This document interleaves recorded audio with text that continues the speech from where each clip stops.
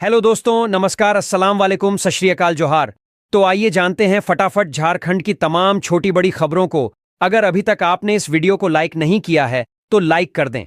साथ ही इस चैनल को यानी स्टेट न्यूज झारखंड चैनल को सब्सक्राइब कर दें ताकि आप झारखंड की खबरों से अवगत रह सकें, साथ ही आप खुद भी अपडेट रह सकें। तो चलिए शुरू करते हैं। सदन में मैया योजना की राशि पर सरकार ने दिया जवाब, फिर भी क्यों मचा है बवाल। जानिए अंदर की कहानी। झारखंड सरकार की महत्वाकांक्षी योजना मैया सम्मान योजना की छठी और 7वीं किस्त को लेकर सरकार ने अपना रुख साफ किया है कि कब योजना की किस्त भेजी जाएगी।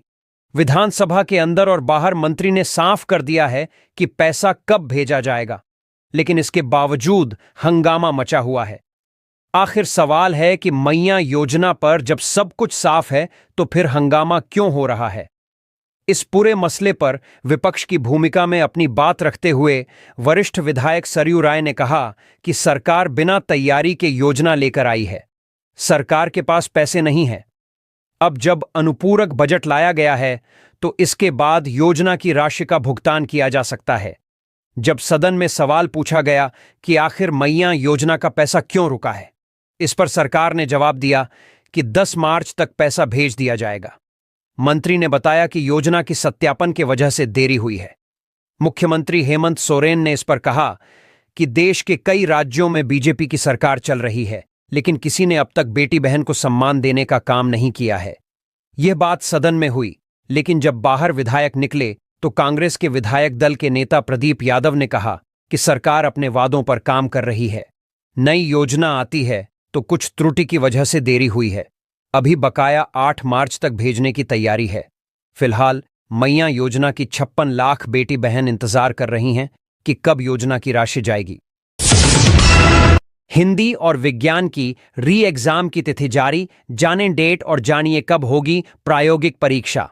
हिंदी और विज्ञान विषय के प्रश्न पत्र लीक होने की वजह से जेएसी द्वारा रद्द की गई मैट्रिक बोर्ड परीक्षा की पूर्ण परीक्षा की तिथि जारी कर दी गई है। जैक के सचिव जयंत मिश्रा के हस्ताक्षर से जारी सूचना के अनुसार 7 मार्च को हिंदी ए और हिंदी बी की परीक्षा होगी। वहीं 8 मार्च को विज्ञान विषय की परीक्षा सुबह 9:45 से दोपहर 1 बजे तक होगी। बता दें कि 18 फरवरी को हिंदी ए और बी की परीक्षा आयोजित की गई थी। वहीं 20 फरवरी को विज्ञान विषय की परीक्षा हुई थी, मगर प्रश्न पत्र लीक होने की वजह से जैक ने इसे रद्द किया कर दिया था। जैक ने मैट्रिक और इंटर की प्रैक्टिकल परीक्षा की तिथि भी जारी कर दी है।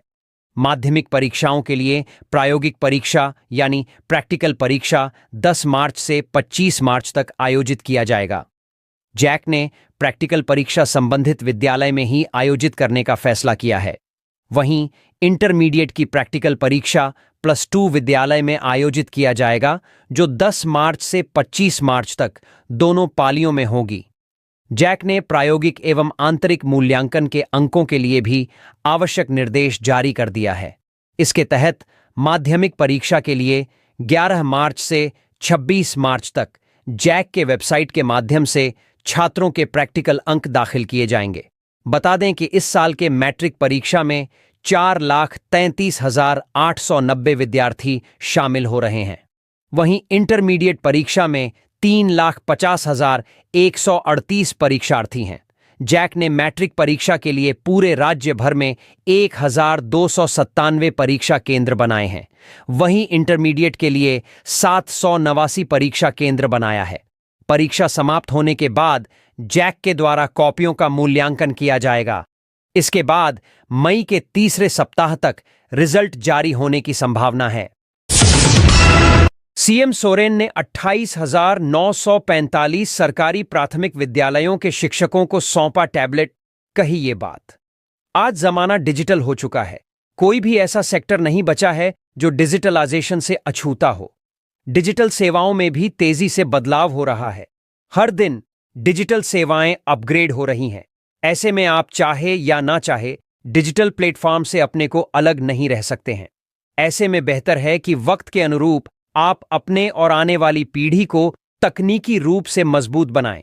जब आप डिजिटल फ्रेंडली होंगे तभी आगे बढ़ सकेंगे। मुख्यमंत्री हेमंत सोरेन ने आज झारखंड मुख्यालय में स्कूली शिक्षा एवं साक्षरता विभाग के द्वारा आयोजित समारोह में 28,945 सरकारी प्राथमिक विद्यालयों के बीच टैबलेट वितरण कार्यक्रम को संबोधित ये बातें कहीं। इस अवसर पर उन्होंने गुणवत्ता युक्त शिक्षा संवर्धन हेतु विद्यालय रिपोर्ट कार्ड एवं शिक्षकों के लिए 50 घंटे का अनिवार्य समेकित सतत क्षमता विकास कार्यक्रम का भी ऑनलाइन शुभारंभ किया। मुख्यमंत्री ने कहा कि राज्य के सरकारी विद्यालयों को डिजिटल सेवाएं उपलब्ध कराने की दिशा में कई ठोस कदम उठाए जा रहे हैं। इसी कड़ी में शुक्रवार प्राथमिक विद्यालयों को टैबलेट उपलब्ध करने के साथ एक नए अध्याय की शुरुआत हो रही है। इससे स्कूलों में उपस्थिति से लेकर सभी रिपोर्टिंग कार्य डिजिटल माध्यम से होंगे। वहीं टैबलेट का प्रयोग बच्चों के पठन पाठन, शिक्षकों के प्रशिक्षण, अनुश्रवण, बायोमेट्रिक उपस्थिति दर्ज करने से संबंधित कार्यों की मॉनिटरिंग आसान हो जाएगी और उसके आधार पर शिक्षण व्यवस्था को बेहतर बनाने में काफी मदद मिलेगी। मुख्यमंत्री ने कहा कि आज की शिक्षा व्यवस्था का व्यापक पैमाने पर डिजिटाइजेशन हो चुका है। स्कूलों में स्मार्ट क्लासेस चल रहे हैं, डिजिटल शैक्षिक सामग्रियों का इस्तेमाल हो रहा है, ऑनलाइन कोचिंग क्लासेस चल रहे हैं। ऐसे में अगर हमारे बच्चे अगर डिजिटल फ्रेंडली नहीं होंगे तो उनके आगे की राह आसान नहीं होगी। उन्हें हर कदम पर कई चुनौतियां एवं परेशानियों का सामना करना पड़ेगा। इसी बात को ध्यान में रखकर सरकार ने सरकारी विद्यालयों में पढ़ रहे बच्चों को गुणवत्ता युक्त शिक्षा देने तथा डिजिटल रूप से उन्हें मजबूत करने के अभियान में जुट गई है। बच्चों का समग्र विकास हमारी सरकार प्रतिबद्धता है। मुख्यमंत्री ने कहा कि तकनीक में आज तेजी से बदलाव हो रहा है। आपकी मुट्ठी में मोबाइल है और उस मोबाइल में सारी दुनिया सिमट गई है। अब आपको ना को पर्स लेकर चलने की जरूरत है और ना ही कैश। आप अपने मोबाइल फोन के माध्यम से अपनी जरूरत को पूरा करने के साथ तमाम जानकारियां हासिल कर सकते हैं। मुख्यमंत्री ने आगे कहा कि हर चीज की सकारात्मक और नकारात्मक पहलू होते हैं। मोबाइल फोन भी इससे अच्छा नहीं है, लेकिन यह आप पर निर्भर करता है कि इसका इस्तेमाल किस रूप में करते हैं। अगर आप इसका सदुपयोग करेंगे तो निश्चित रूप से उन्नति के राह पर आगे बढ़ेंगे। बच्चों से कहा कि वे इस डिजिटल जमाने में कहां खड़े हैं और दुनिया कहां पहुंच चुकी है, उसका आकलन करते हुए आगे बढ़ाने की दिशा में कदम बढ़ाएं। मुख्यमंत्री ने कहा कि राज्य के होनहार बच्चों को विभिन्न माध्यम से प्रोत्साहित कर रही है ताकि वे आगे बढ़ सकें। आज जैक के साथ सीबीएसई और आईसीएसई बोर्ड के टॉपर्स को प्रोत्साहन राशि के साथ लैपटॉप और मोबाइल फोन दिया जा रहा है। वहीं राज्य सरकार अपने खर्चे पर यहां के गरीब और होनहार विद्यार्थियों को विदेश में पढ़ने का मौका दे रही है। इसके अलावा अनेक ऐसी योजनाएं हैं जिनके माध्यम से विद्यार्थियों को आगे बढ़ने एवं उनके भविष्य को संवारने का काम हो रहा है। मुख्यमंत्री ने कहा कि ग्रामीण इलाकों में डिजिटल सेवाओं के प्रभावित होने की बात बार बार सामने आती है। डिजिटल कनेक्टिविटी की समस्या से तमाम प्रकार के कार्यों एवं सेवाओं में बाधा उत्पन्न होती है, जिससे लोगों को काफी परेशानियां होती हैं। ऐसे में सरकार सभी पंचायतों में मोबाइल टावर स्थापित करने की दिशा में कदम बढ़ाएगी ताकि डिजिटल माध्यम से होने वाले सभी सरकारी कार्य सुचारू, सरल एवं सुविधाजनक तरीके से संचालित हो सके।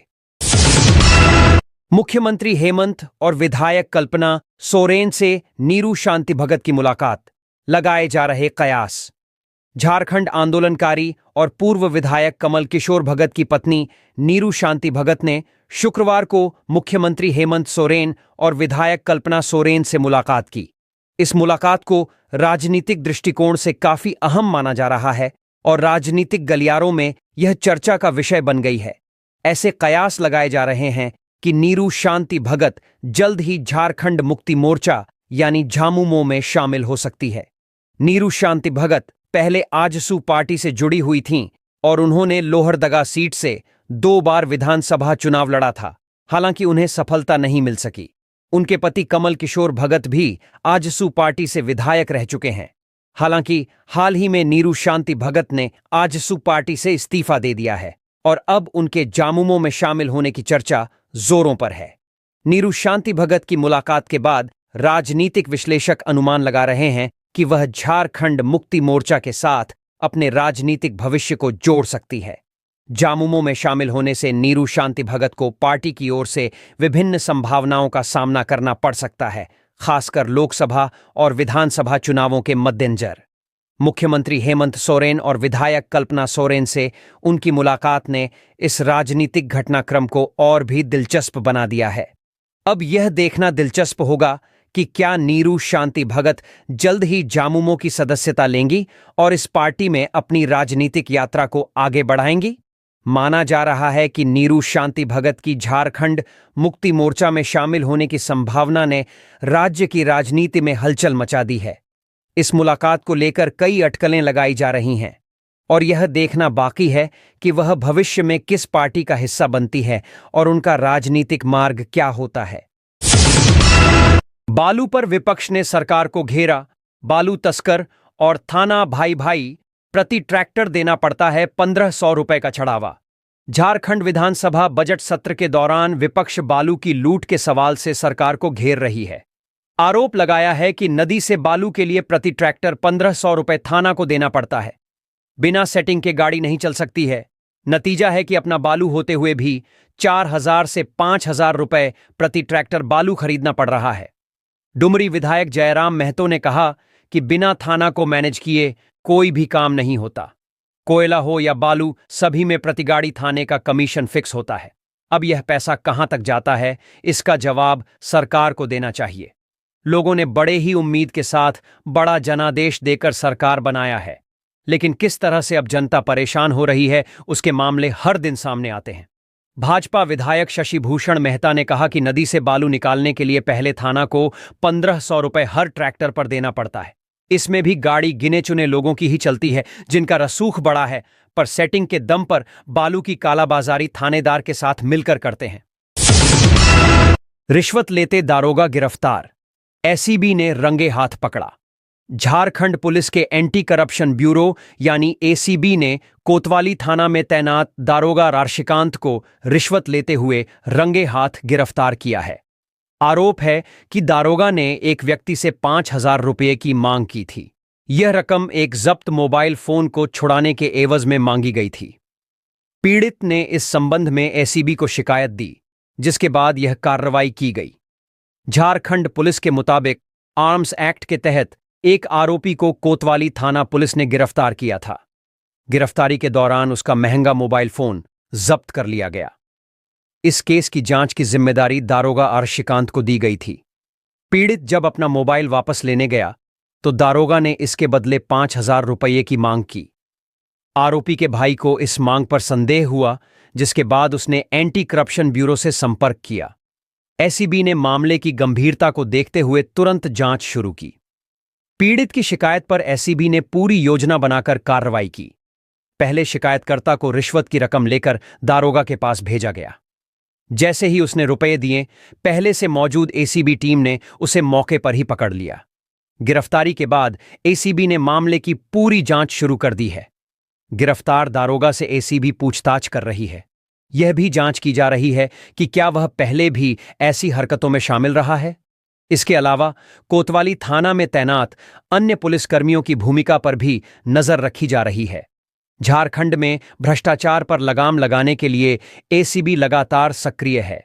इस कार्रवाई से पुलिस विभाग में ईमानदारी बनाए रखने का संदेश दिया गया है। आगे की जांच में और खुलासे होने की संभावना है। नीलांबर पीतांबर विश्वविद्यालय और कोल्हान विश्वविद्यालय के कुलपति के नाम पर लगी मुहर, जानिए किन्हें मिली जिम्मेदारी। पलामू के नीलांबर पीतांबर विश्वविद्यालय और चाईबासा के कोल्हान विश्वविद्यालय के कुलपतियों के नामों पर मुहर लग गई है। इस संबंध में राज्यपाल के सचिवालय ने अधिसूचना जारी कर दी है। जमशेदपुर महिला विश्वविद्यालय की कुलपति डॉक्टर अंजिला गुप्ता को कोल्हन विश्वविद्यालय का कुलपति बनाया गया है, जबकि डॉक्टर दिनेश कुमार सिंह को नीलांबर पीतांबर विश्वविद्यालय का कुलपति नियुक्त किया गया है। अधिसूचना के मुताबिक दोनों कुलपतियों का कार्यकाल पदभार ग्रहण करने की तारीख से 3 वर्ष के लिए रहेगा। पेरेंट ऑर्गेनाइजेशन से विजिलेंस क्लियरेंस के बाद दोनों पदभार ग्रहण करेंगे। झारखंड स्टेट यूनिवर्सिटी एक्ट 2000 के सेक्शन 10 राज्यपाल शाह कुलाधिपति ने नियुक्ति को स्वीकृति दी है। जमशेदपुर महिला विश्वविद्यालय की कुलपति डॉक्टर अंजिला गुप्ता को कोल्हान विश्वविद्यालय का कुलपति नियुक्त किया गया है। इससे पहले वे छत्तीसगढ़ के गुरु घासीदास केंद्रीय विश्वविद्यालय की कुलपति रह चुकी हैं। हालांकि जमशेदपुर महिला विश्वविद्यालय में उनके कार्यकाल के दौरान कुछ विवाद भी सामने आए थे। इसमें कंप्यूटर ऑपरेटर नियुक्ति, संविदा शिक्षक नियुक्ति, पीएचडी और बीएड प्रवेश में गड़बड़ियों की चर्चा रही है। इसके अलावा रोस्टर नियमों की अनदेखी कर कुछ बहालियां निकाली गई थीं, जिन्हें बाद में रद्द कर पुनः जारी किया गया। बावजूद इसके उनका शैक्षणिक अनुभव समृद्ध माना जाता है। उत्तराखंड निवासी डॉक्टर दिनेश कुमार सिंह को नीलांबर पीतांबर विश्वविद्यालय का कुलपति नियुक्त किया गया है। वे वर्तमान में पंत कृषि एवं प्रौद्योगिकी विश्वविद्यालय में विभागाध्यक्ष एचओडी के रूप में कार्यरत थे। नीलांबर पीतांबर विश्वविद्यालय में 2023 से स्थायी कुलपति नहीं थे। उस दौरान प्रमंडलीय आयुक्त के पास कुलपति का अतिरिक्त प्रभार था। हाल ही में प्रमंडलीय आयुक्त सेवानिवृत्त हो गए, जिसके बाद विश्वविद्यालय में यह पद रिक्त था। नीलांबर पीतांबर विश्वविद्यालय की स्थापना 2009 में हुई थी और यह पलामू, गढ़वा और लातेहार जिले के सरकारी एवं मान्यता प्राप्त डिग्री कॉलेजों को अधीन रखता है। पूर्व कुलपति डॉक्टर रामलखन सिंह के बाद लंबे समय तक यह पद खाली था, जिससे परीक्षा कैलेंडर में अनियमितता और प्रमाण पत्र जारी करने में देरी जैसी समस्याएं उत्पन्न हो रही थीं। डॉक्टर दिनेश कुमार सिंह की नियुक्ति ऐसे समय में हुई है जब विश्वविद्यालय के प्रशासनिक भवन निर्माण में अनियमितताओं को लेकर जांच चल रही है। अब छात्रों को उम्मीद है कि नए कुलपति के नेतृत्व में प्रशासनिक व्यवस्था सुचारू होगी और परीक्षा से संबंधित समस्याओं का समाधान मिलेगा। राज्य कर्मियों को हेमंत सरकार ने दी स्वास्थ्य बीमा योजना की सौगात, 5 लाख तक फ्री में होगा इलाज। राज्य के विधानसभा सदस्यों, सरकारी कर्मियों, अधिवक्ताओं, पेंशन भोगियों और उनके आश्रितों को बड़ी सौगात देते हुए हेमंत सरकार ने स्वास्थ्य बीमा योजना की शुरुआत की है।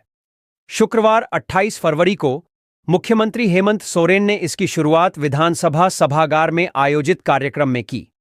इस मौके पर स्वास्थ्य मंत्री डॉक्टर इरफान अंसारी, उद्योग मंत्री संजय प्रसाद यादव, मुख्य सचिव अलका तिवारी, स्वास्थ्य सचिव अजय कुमार सिंह मौजूद थे।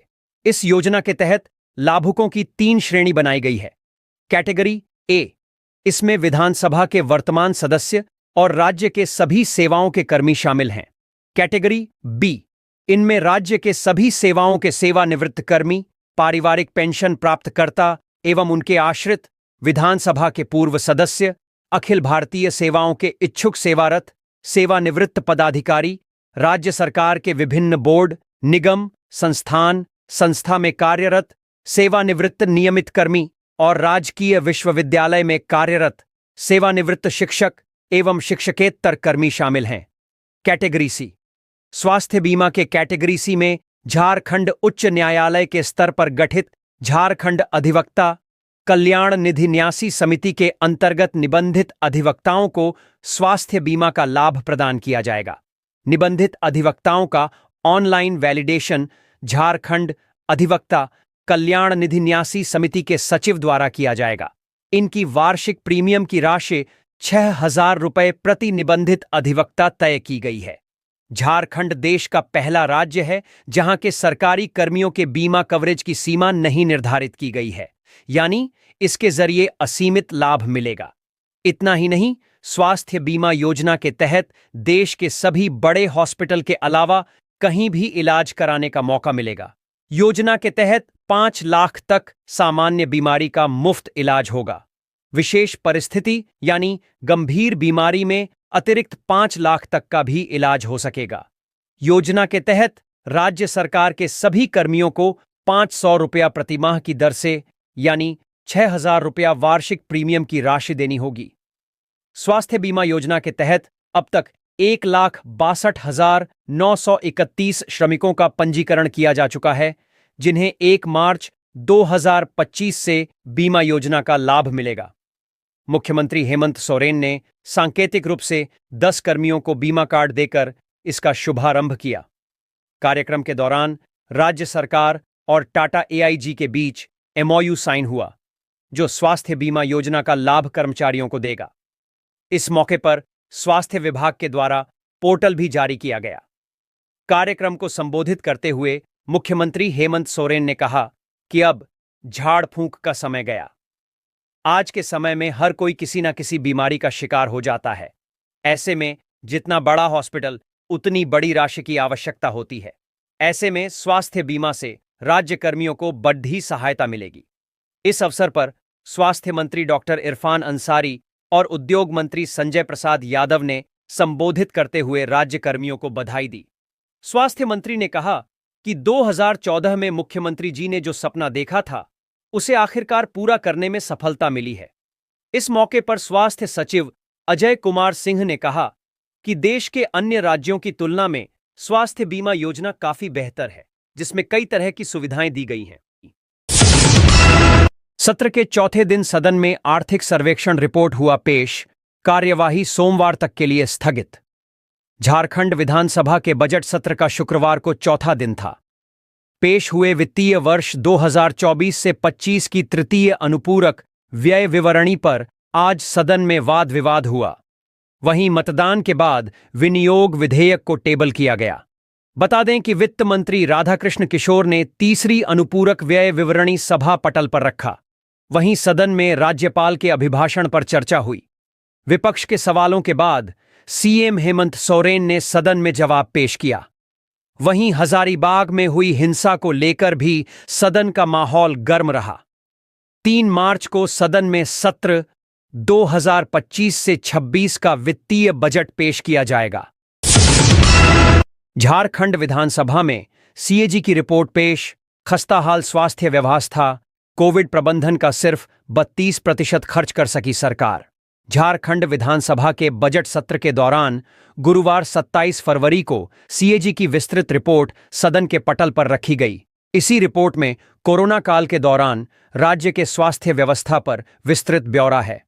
बजट सत्र के दौरान भाजपा के विधायक सीएजी की रिपोर्ट को लेकर सत्ता पक्ष पर जोरदार हमला बोला। भाजपा के युवा महिला विधायक पूर्णिमा दास, पूर्व मंत्री और विधायक सीपी सिंह, सत्येंद्र नाथ तिवारी सहित कई विधायकों ने कहा कि राज्य में खस्ताहाल स्वास्थ्य व्यवस्था को सीएजी की रिपोर्ट ने उजागर कर दिया है। पूर्व मुख्यमंत्री रघुवर दास की बहू और जमशेदपुर पूर्वी से भाजपा विधायक पूर्णिमा दास ने कहा कि राज्य में डॉक्टर्स, नर्सेस, पारा मेडिकल स्टाफ की घोर कमी है। महज 1400 डॉक्टरों के भरोसे राज्य की जनता है, दवा नहीं है। पद खाली पड़ी डेहे हैं और युवा रोजगार के लिए भटक रहे हैं। भाजपा के वरिष्ठ विधायक सीपी सिंह ने कहा कि यह सरकार के छक्का मारने का कमाल है। सीपी सिंह ने कहा कि सीएजी की पूरी रिपोर्ट अहंकार में डूबी सरकार की हकीकत बयां कर रही है। उन्होंने कहा कि बालू पर सदन में इतनी चर्चा और आवाज उठाने के बाद सरकार मौन है, और दूसरी ओर झामुमो के बहरा गोड़ा विधायक समीर मोहंती का दाहिना हाथ कहे जाने वाला व्यक्ति 200 ट्रक बालू के साथ पकड़े गए हैं। भाजपा विधायक सत्येंद्र नाथ तिवारी ने सीएजी रिपोर्ट पर अपनी प्रतिक्रिया देते हुए कहा कि कोई भी सेक्टर बताएं जहां घपला घोटाला नहीं हुआ है। उन्होंने कहा कि विपक्ष को सत्ता पक्ष और मुख्यमंत्री द्वारा हम लोगों को भगा दिया जाता है। डुमरी इधेकन ने कहा कि सीएजी की रिपोर्ट पढ़ने के बाद अपनी पूरी बात रखेंगे, लेकिन यह सही है कि राज्य में स्वास्थ्य व्यवस्था खस्ताहाल है। राज्य में कोरोना काल के दौरान राज्य की स्वास्थ्य व्यवस्था को लेकर सीएजी की रिपोर्ट पर सरकार के ज्यादातर मंत्रियों और विधायक ने रिपोर्ट पढ़ने के बाद ही कुछ कहने की बात कही। वहीं विधायक रामचंद्र सिंह ने रिपोर्ट के आलोक में जांच कमेटी बनाने की मांग की। मंत्री हफीजुल हसन ने कहा कि कोरोना काल में जितनी जरूरत थी उतना खर्च किया गया, किसी को दिक्कत नहीं होने दिया गया था।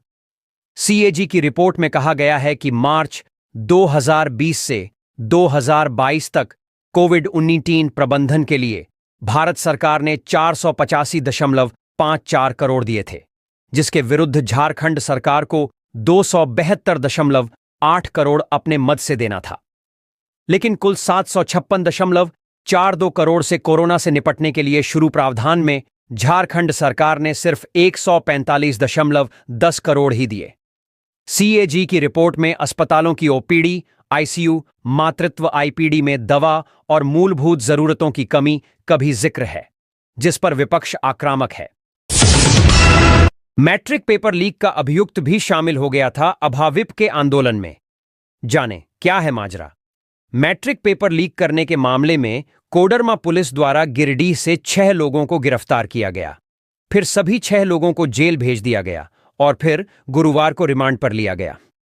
इन सब के बीच यह पता चला है कि इस मामले में गिरफ्तार अंशु कुमार पांडेय 21 फरवरी के उस आंदोलन में शामिल था जिसका आयोजन अखिल भारतीय विद्यार्थी परिषद ने किया था। बताया जाता है कि इसकी जानकारी अंशु ने कोडरमा पुलिस के पूछताछ में दी है। दरअसल 20 फरवरी को विज्ञान की परीक्षा होने के बाद यह साफ हो गया कि प्रश्न पत्र लीक हुआ था। ऐसे में जैक ने हिंदी और विज्ञान की परीक्षा को रद्द कर दी। इस बीच इस मामले को लेकर 21 फरवरी को अभाविप ने रांची समेत गिरिडीह में आंदोलन किया। गिरिडीह टावर चौक पर सीएम का पुतला भी फूंका गया। यहीं अभाविप के आंदोलन में अंशु भी शामिल हो गया। अखिल भारतीय विद्यार्थी परिषद के जिला संयोजक उज्ज्वल तिवारी का कहना है कि अंशु कुमार पांडेय नामक युवक को वे जानते नहीं हैं। अंशु का संबंध भी संगठन से नहीं है। आंदोलन के समय वह कैसे आया, यह कहा नहीं जा सकता। इसको लेकर जेएमएम के संयोजक प्रमुख सह जिला 20 सूत्री उपाध्यक्ष संजय सिंह ने कहा कि भारतीय जनता पार्टी व उनकी इकाई हमेशा से ही सरकार को बदनाम करने का काम करती रही है। जो व्यक्ति प्रश्न पत्र लीक करने के मामले में गिरफ्तार हुआ है, वह अगर अखिल भारतीय विद्यार्थी परिषद के कार्यक्रम में मौजूद है तो सवाल गंभीर है। प्रशासन पूरे मामले की जांच कर रही है और सब कुछ साफ हो जाएगा। तो ये थी आज की कुछ मुख्य बड़ी खबरें। जुड़े रहे इस चैनल के साथ। ऐसे ही आपको इस चैनल के माध्यम से झारखंड की तमाम छोटी बड़ी खबरों का अपडेट मिलता रहेगा। मिलते हैं फिर से अगले वीडियो में। तब तक हमें इजाजत दीजिए। जोहार।